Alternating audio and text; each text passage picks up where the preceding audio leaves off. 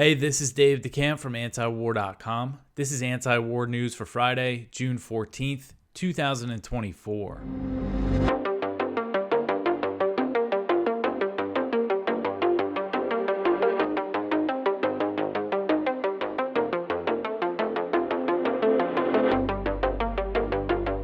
All right, first thing, this is the last episode of Anti-War News for about 2 weeks. The next episode is going to come out on Monday, July 1st.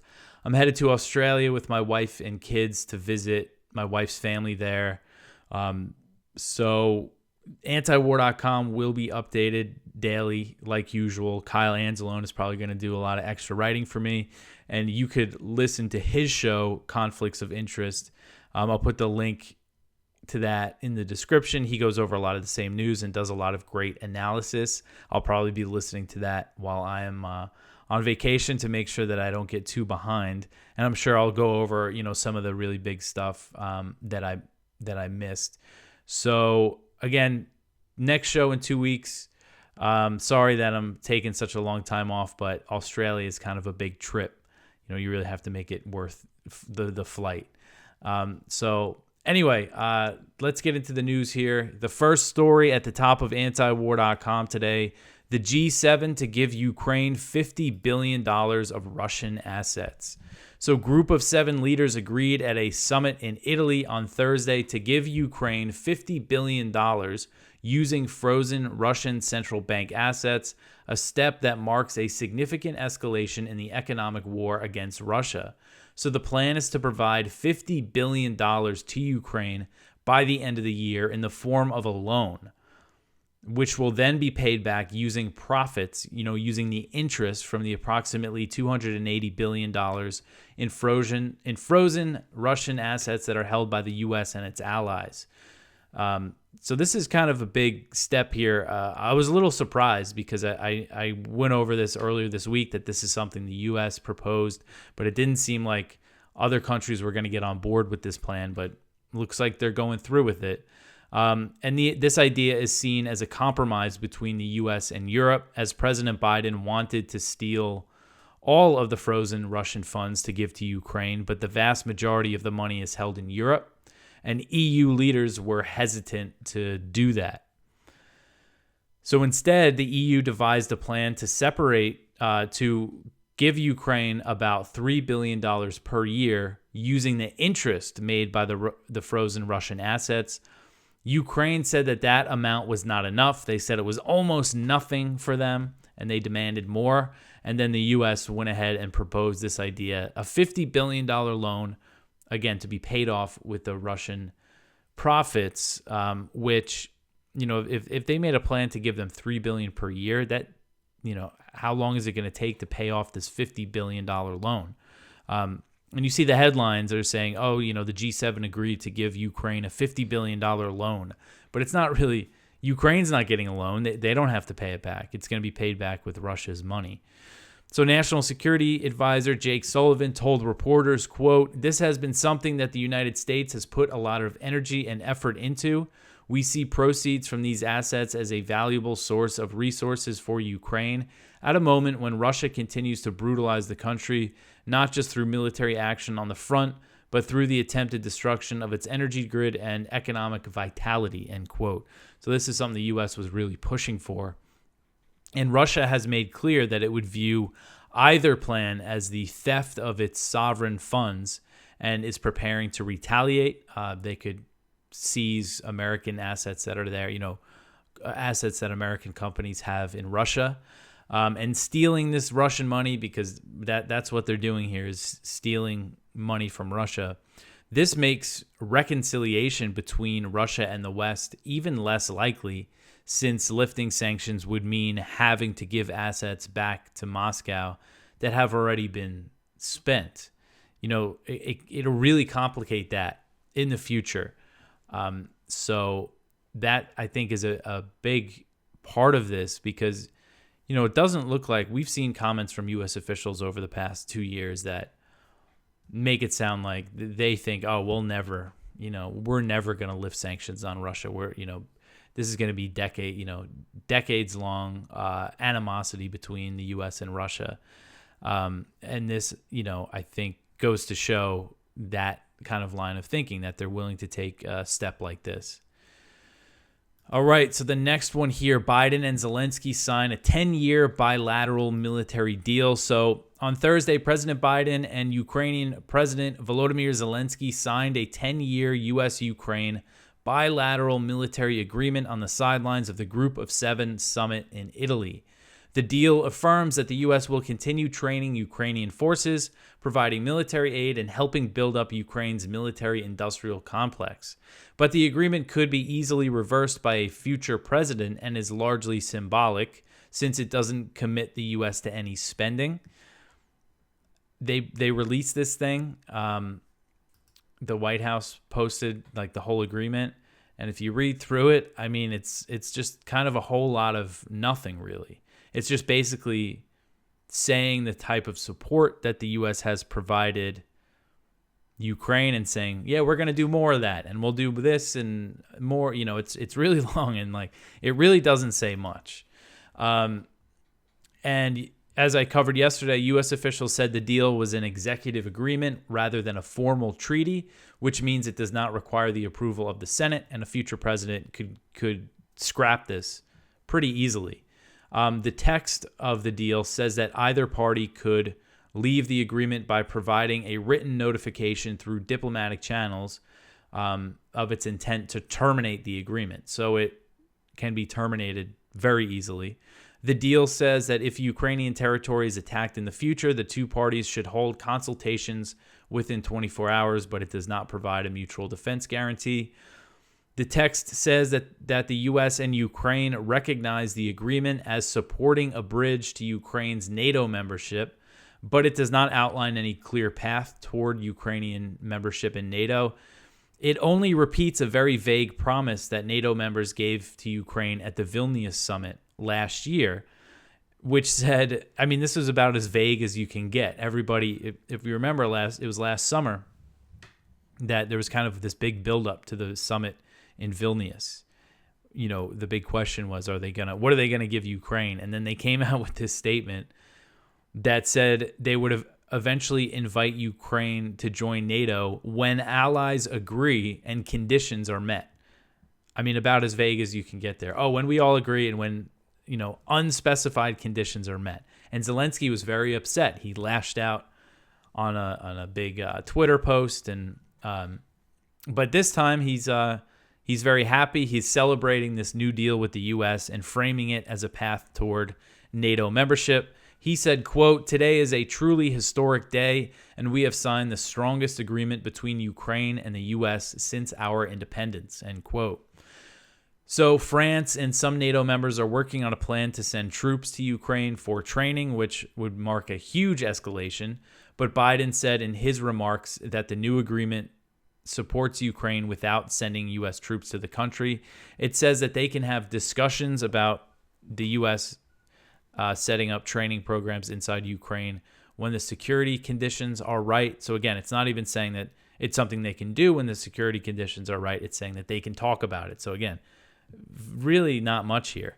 Biden said, quote, "Not by sending American troops to fight in Ukraine, but by providing weapons and ammunition, expanded intelligence sharing, continue to train brave Ukrainian troops at bases in Europe and the United States, enhancing interoperability between our militaries in line with NATO standards, investing in Ukraine's defense industrial base so in time they can supply their own weapons," end quote.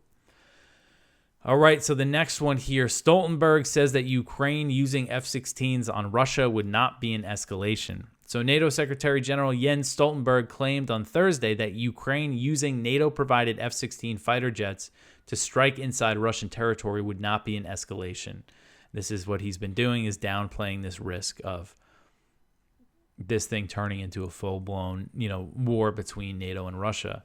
Several NATO members will send U.S.-made F-16s to Ukraine once pilots have completed training, and at least two, the Netherlands and Denmark, have said Ukraine could use the jets to hit targets inside Russia. The U.S. recently gave Ukraine the green light to use U.S.-provided missile systems in strikes inside Russia near Ukraine's Kharkiv Oblast. The use of NATO weapons inside Russia risks provoking a major response from Moscow. But Stoltenberg has been shrugging off the warnings from Russian officials. So when he was asked about Ukraine using F-16s to strike Russian territory, Stoltenberg said, quote, "I welcome that allies have reduced or loosened their restrictions on the use of weapons, also against military targets inside Russia, because we need to understand what this is. This is a war of aggression," end quote. And he said this before a NATO defense ministers meeting in Brussels. And basically the argument is, Ukraine has the right to strike Russian territory, they under international law. But, that misses the point that it's not so much about Ukraine striking Russian territory. It's about NATO supporting Ukrainian strikes on Russian territory. That's the big escalation here.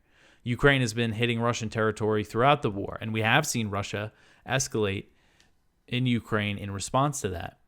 But this is another thing that we're talking about here. We're talking about NATO directly supporting strikes with F-16s, training, giving them a fleet of fighter jets to bomb Russia with. I mean, how have we gotten here, And we saw Ukrainian Air Force commanders talking about, we're going to store some of the F-16s in Europe, so, abroad, so they can't be hit by Russia. But of course that opens up the possibility of those NATO bases turning into Russian targets.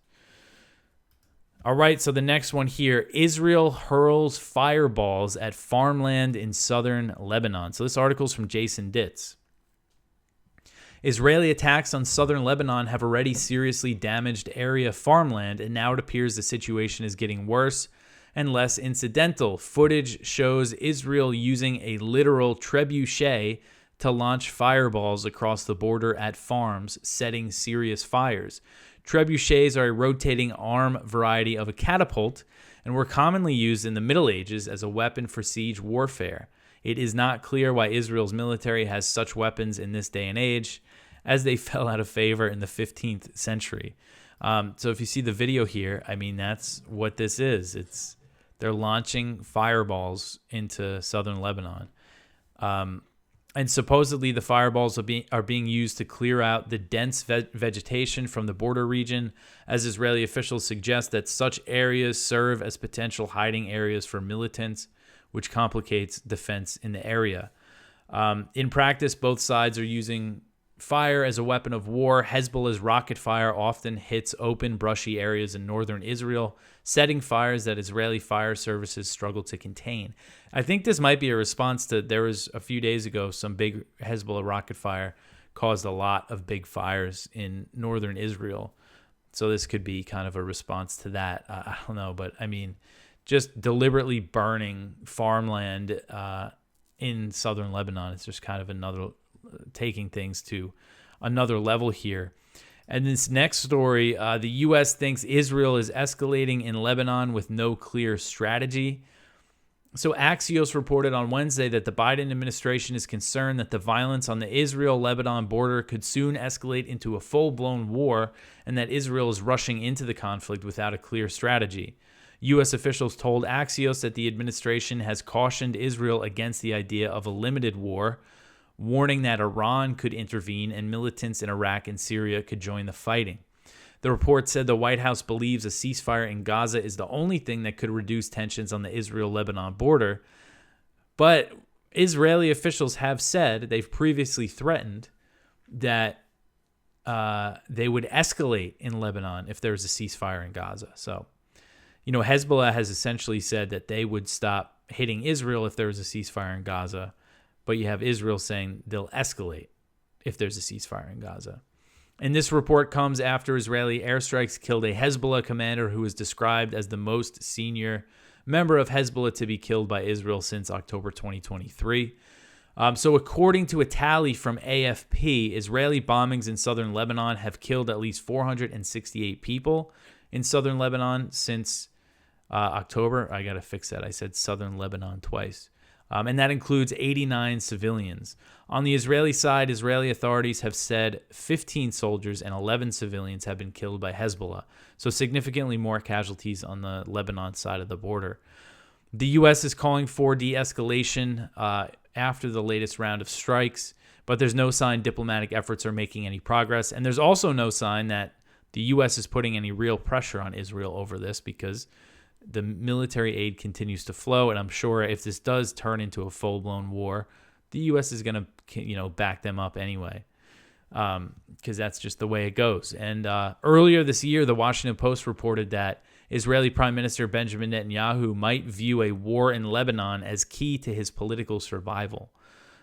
So the fact that the U.S. officials think that, and they're still giving him everything he wants, just so reckless. And Biden recently said that people have every reason to believe that Netanyahu is dragging things out in Gaza for his own political self-preservation. All right, so the next one here, Biden says that there will not be a Gaza ceasefire deal anytime soon. So President Biden said on Thursday that he does not expect a Gaza ceasefire deal to be reached anytime soon, as the Israeli slaughter and starvation of Palestinians continues. So Biden was asked at this Group of Seven summit if he thought a truce deal would be reached soon. He simply replied no, but said that he has not lost hope. His comments came a few days after Hamas's response, and the basic gist of this whole thing is that Hamas wants a guarantee from Israel up front that there will be a permanent ceasefire, and they want them to withdraw from Gaza. I think, according to media reports, it's tough to know what they're really saying, but it looks like they're asking for Israel to withdraw earlier, sooner, because that deal, according to Israeli officials who spoke to Axios recently, that deal was the one that Biden presented was vague enough that they could enter the first phase without Israel actually committing to a permanent ceasefire. And then you have Netanyahu going around saying he's not going to agree to anything permanent. So it's not a surprise that Hamas is asking for these stronger assurances and these things up front instead of later on. So unfortunately, it looks like there's not going to be a deal anytime soon. And meanwhile, the genocidal war on Gaza continues as Israeli bombardments hit areas of Rafah on Thursday. And I saw a day earlier an 8-year-old Palestinian girl starved to death due to the Israeli siege. Her name was Hanan al-Zanin, and she was supposed to be evacuated to Egypt to receive treatment for severe malnutrition. But the Rafah border crossing has been closed since Israel captured it on May 7th. So she died because of that. And this is going to continue to happen as long as there's no kind of ceasefire and real big humanitarian effort. All right, so the next one here, when Israel killed twins in front of their father. This article is from the Electronic Intifada. Just one man's story. I believe this was during the Nusret massacre, when Israel went in to free the 4 Israeli hostages and killed hundreds of Palestinians. Samir Walid was eating a meal given to his family in food aid when the sounds of gunfire started coming from all directions. A moment later, he heard shelling and a series of missiles being dropped on particular locations, fire belts as they are known in Gaza. As he tried to calm down his children, Samir asked Rahab, his wife, to grab some essentials so that they could flee their home in Nusret refugee camp. They did not have the time to do so. Suddenly, Israeli soldiers attacked his house. He said, quote, "They were heavily armed with their faces covered, and they were screaming in Hebrew, which I couldn't understand. They shot me and I collapsed on the floor," end quote. The forces then killed his twin sons, Yazan and Omar, who were 12 years old. He said, quote, "They were shot dead in front of me in cold blood. I was unable to help them. I was bleeding," end quote. He actually continued, "The ambulance crews were unable to reach us because the bombing was continuing. We were trapped in the house for 2 hours, soaked in our blood," end quote. The soldiers locked his wife Rahab and 2 of their other children in a room. The soldiers then made a hole in the wall of the house and went through it into an adjacent building. And I remember reading the account of how the Israeli attack happened, and they made holes in walls of other buildings and alleyways to get to where they were trying to go. So it sounds like they were just, happened to be one of the buildings that they planned to cut holes through, and his kids were killed. Just a horrific account. All right, so the next one here, the Israeli army is accused of active support for settlers and West Bank violence. So this article is from France. Well, it's actually an AFP article. In the West Bank, the line that never really existed between the army and the settlers has now been completely erased, according to Joe Carmel, an advocacy coordinator for Breaking the Silence, an Israeli anti-occupation NGO made up of former soldiers. The UN Office for the Coordination of Humanitarian Affairs recorded 1,096 settler attacks on Palestinians in the territory between October 7th and March 31st. That represents an average of 6 attacks per day, up from 2 a day in 2022. Israeli human rights group Yesh Din, which also records settler violence, said 2023 was already a peak year. With each attack, a similar story. Armed settlers, sometimes wearing the army's khaki fatigues, attack Palestinian villagers, burn their houses and cars, and steal their livestock, sometimes under the passive gaze of soldiers. On April 13th, Palestinians in the northern West Bank village of Douma watched in terror as hundreds of settlers attacked their village and stabbed a villager after an Israeli teenager who often visited a nearby settlement outpost was found dead. On April 22nd, the army announced it had arrested a villager on suspicion of murdering the teenager. That day, the Israeli army was present inside the village to ensure the security of settlers and protect them during their raid, Village Council Chief Suleiman Dawabsha told AFP. An Israeli military spokesman told AFP that troops in the West Bank were there to protect the property and life of all residents and disperse the clashes. So not counting annexed East Jerusalem, more than 490,000 Israeli settlers live in the West Bank settlements, considered illegal under international law, alongside some 3 million Palestinians. And the settlement expansion is a top priority of the coalition government in Israel. They said so when they came into power at the end of December 2022. Members of the coalition government, including Ben Gvir and Smotrich, who is actually in charge of the West Bank, they're settlers themselves and are open about wanting to annex it and wanting to, push out the Palestinians. So of course this stuff just continues, and they are backed by the Israeli military, which of course is not a surprise. It's always been like this. Like they said, the line that never really existed between the army and the settlers has now been completely erased. It's kind of, there used to be more of a facade that the Israeli military wasn't backing them, but they always kind of were. All right, so the next one here, the U.S. signs a $23 billion F-16 deal with Turkey. This article is from Kyle at the Libertarian Institute. The U.S. has inked a $23 billion deal with Turkey for 40 F-16 warplanes. Washington promised to sell dozens of the advanced fighter jets to Ankara and upgrade scores of Turkish F-16s in exchange for Turkey approving Sweden's NATO membership. So this deal was just signed on Thursday. So I'm sure Erdogan is happy. And something I don't really cover too much. Turkey's really been bombing northern Iraq and Syria. They've been bombing the Kurdish groups there. And in Syria, the Kurdish groups are the U.S.'s main ally that help them occupy that section of eastern Syria that the U.S. occupies. So you have a NATO ally, Turkey. Turkey's definitely out of step with NATO in general, but you have a NATO ally, Turkey, who's bombing another U.S. ally in Syria, and the U.S. goes ahead and sells them $23 billion in planes. And one reason why Turkey was hesitant to approve Sweden's membership was because they accused Sweden of supporting the same Kurdish groups that the U.S. supports. It just goes to show what a mess. I'm getting myself confused. It just goes to show what a mess U.S. foreign policy is. And we always see these cases like this, especially in Syria. Syria is one of the most, all the things that different groups backing, the CIA backing one group, and it's just completely crazy. And here's a big example of it. All right. $23 billion. That's a big deal. All right. So the next one here, House passes the repeal of indefinite detention provision. This article is from the Cato Institute. It's a blog post over there by Patrick Eddington.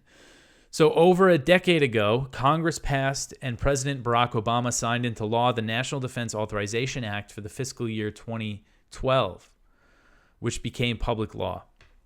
So in one of the sections of that mammoth bill, it included language allowing U.S. military forces to indefinitely detain anyone who planned, authorized, committed, or aided the terrorist attacks that occurred on September 11th, or harbored those responsible for those attacks, as well as a person who is part of or substantially supported Al-Qaeda, the Taliban, or associated forces that are engaged in hostilities against the United States or its coalition partners, and any person who has committed a belligerent act or has directly supported such hostilities in aid of such enemy forces. So kind of a long, that's from the actual bill, from the law.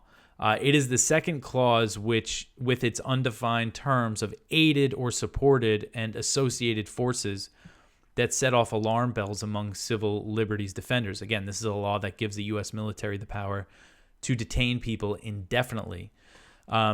So the question is, would that someone who posted something online suggesting Taliban military operations against coalition forces were an act of self-defense be considered aiding or supporting the Taliban?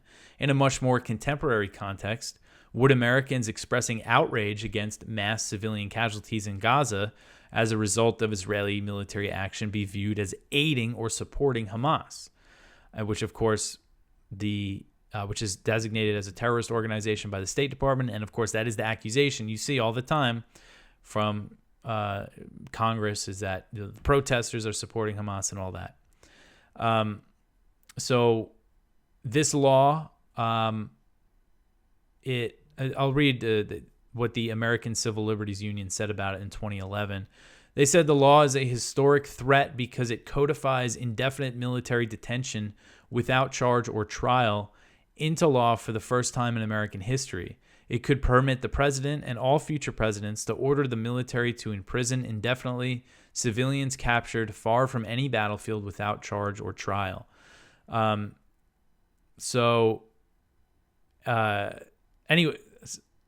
what's going on with this now is that the House version of the 2025 NDAA, Representative Matt Rosendale, who is a Republican, he included an amendment to the NDAA for next year to repeal this law. And that version of the NDAA has passed the House. But unfortunately, usually the good amendments get stripped when the House and the Senate negotiate the NDAA, the final one that becomes law. But hopefully this one makes it through. And they repeal this ability, again, thinking about current day things, when you have members of Congress introducing bills to send, protesters to Gaza and things like that. There's definitely the concern of them using some of these overreaching powers that the U.S. government gave itself in the wake of 9/11. All right, so that is it for the news for today. Please go check out our Viewpoints. One from Nick Terse. After training American coup leaders, the U.S. blames Russia for African coups. One from John Zavales. Countdown to Zelensky's peace summit. Peace summit is in quotes. One from Mitchell Plitnick. The Biden administration must stop Israel before it escalates in Lebanon. One from Ted Snyder. Gaza ceasefire proposal, diplomacy, or magic trick. One from James Carden. Suddenly, the nuclear age is today. So please go check all of that out. That's it for the week. That is it for me for a little while. Again, next 2 weeks, I will be off. Go read antiwar.com while I'm out. Hopefully things, hopefully there's peace and things don't get out of hand while I'm away, but you never know. And again, Australia is far, so that's why we're taking 2 weeks. A lot of my wife's family members haven't met our kids yet, so she's really excited about it. So it's going to be a really good trip. So listen to Kyle Anzelone's show, Conflicts of Interest. I'll be listening to it. And keep reading antiwar.com. It will be here. I might be tweeting things. I don't know. I might just be tweeting pictures of cockatiels that I see flying around in Australia, or like big lizards, or actually it's going to be cold. but I'll probably see some kangaroos and stuff. So I'll probably be tweeting pictures of that at least. But anyway, support antiwar.com. Share this show. I'll be back. July 1st is the next episode. Thanks for all the support over the past year. We're coming up on 2 years of this show. I believe it was in July 2022 that I started this. So I appreciate everyone who listens and comments and, shares it. It's a lot of you. So thank you. But that's it for me. I'll be back in 2 weeks. Thanks for listening.